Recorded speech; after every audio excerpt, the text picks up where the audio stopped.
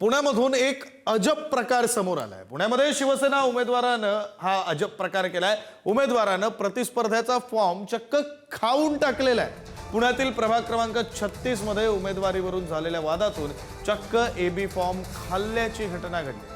शिवसेनेचे उमेदवार उद्धव कांबळेंविरोधात पोलीस ठाण्यामध्ये गुन्हा दाखल करण्यात आला। एकाच प्रभागामध्ये पक्षाकडून चुकून 2 उमेदवारांना एबी फॉर्म देण्यात आले आणि त्यामुळे शिवसेनेचे उमेदवार उद्धव कांबळे आणि मच्छिंद्र ढवळे यांच्यात जोरदार वाद झाला। या वादादरम्यान उद्धव कांबळे यांनी मच्छिंद्र ढवळे यांचा एबी फॉर्म हिसकावून घेतला आणि तो फाडून गिळून टाकल्याचा प्रकार घडलेला आहे। या घटनेमुळे निवडणूक प्रक्रियेच्या प्रतिष्ठेवर प्रश्नचिन्ह निर्माण झालं असून कार्यकर्त्यांमध्ये संतापाची भावना व्यक्त होती। अधिकची माहिती देत आहेत प्रतिनिधी बालाजी पोद्दार। बालाजी,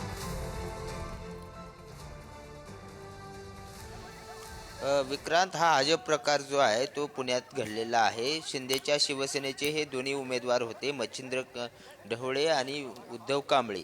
मात्र 2 एबी फॉर्म आले आणि जे युती महायुतीमध्ये जे पक्ष आपली रणनीती अवलंबत आहेत की सगळ्यांनाच एबी फॉर्म देत आहेत, त्याचा हा परिणाम आहे। आणि ह्या उमेदवाराने चक्क हा जो एबी फॉर्म आहे तो गिळून टाकला, कारण दुसऱ्यांना उमेदवारी मिळू नये, माझा फॉर्म तसाच राहावा यासाठी हे सगळं केल्याचं म्हटलेलं आहे।